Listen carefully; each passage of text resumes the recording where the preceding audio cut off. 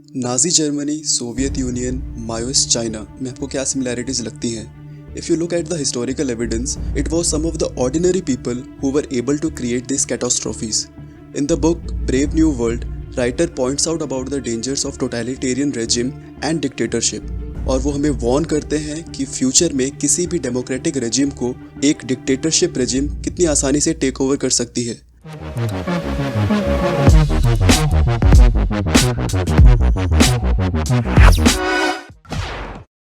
Unlike the past dictators such as Hitler and Stalin, tomorrow's dictatorship will be very less violent and painless, जो कि regimented होगी by a very highly trained social engineer से। चलिए जानते हैं कि past के और फ्यूचर के डिक्टेटर्स कौन से मेथड पर रिलाई करते हैं in order to push the country towards dictatorship या फिर एक कम्युनिस्ट रेजिम की तरफ। Over population. जिस रफ्तार के साथ ह्यूमन पॉपुलेशन इंक्रीज हो रही है उसके कारण हम अपने आसपास के रिसोर्सेज पे बहुत ज़्यादा प्रेशर डालते हैं। एक कंट्री, स्पेशली एक अंडर डेवलपिंग कंट्री की गवर्नमेंट के लिए ये एक बहुत बड़ी परेशानी की बात है, क्योंकि उस कंट्री की गवर्नमेंट को अपनी पॉपुलेशन की प्राइमरी नीड्स को सेटिस्फाई करने के लिए कैपिटल चाहिए होता है, जिसकी उसके पास ऑलरेडी ही शॉर्टेज होती है। इसके कारण वो कंट्री बहुत ज़्यादा ड्रास्टिक मेजर्स अपनाती है, जिसकी वजह से वो अपनी पॉपुलेशन के ऊपर काफ़ी ज़्यादा रेस्ट्रिक्शंस लगाती है। और अल्टीमेटली क्या होता है कि उस कंट्री की गवर्नमेंट के पास ज़्यादा से ज़्यादा पावर कंसंट्रेट हो जाती है। और एक कहावत है कि absolute power corrupts absolutely. Entertainment. क्या आप जानते हैं कि China is all set to overtake US as the largest consumer of the movie in the world?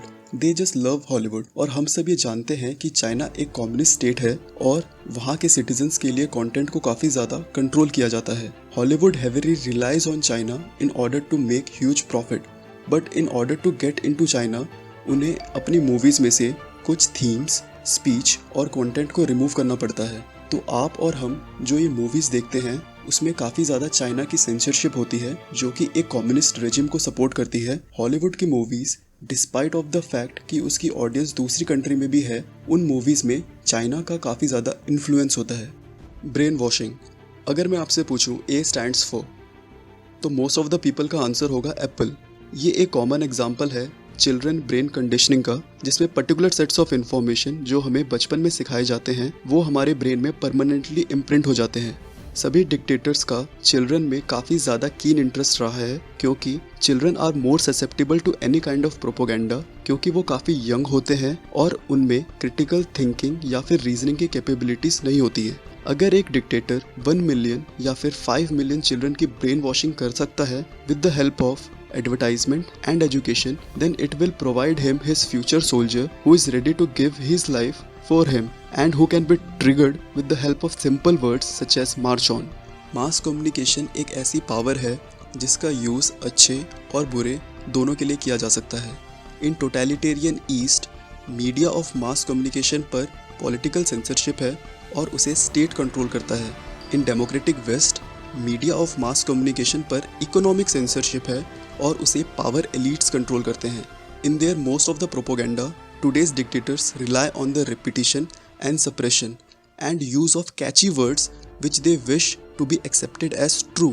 आज हम डिजिटल एरा में रह रहे हैं where we either get divided on the left side और on the right side. Fun fact, Mark Zuckerberg can decide the algorithm of Facebook, जो ये decide करता है कि कौन सी न्यूज़ आपके लिए सही है और कौन सी न्यूज़ आपके लिए गलत। Centralisation of economic power.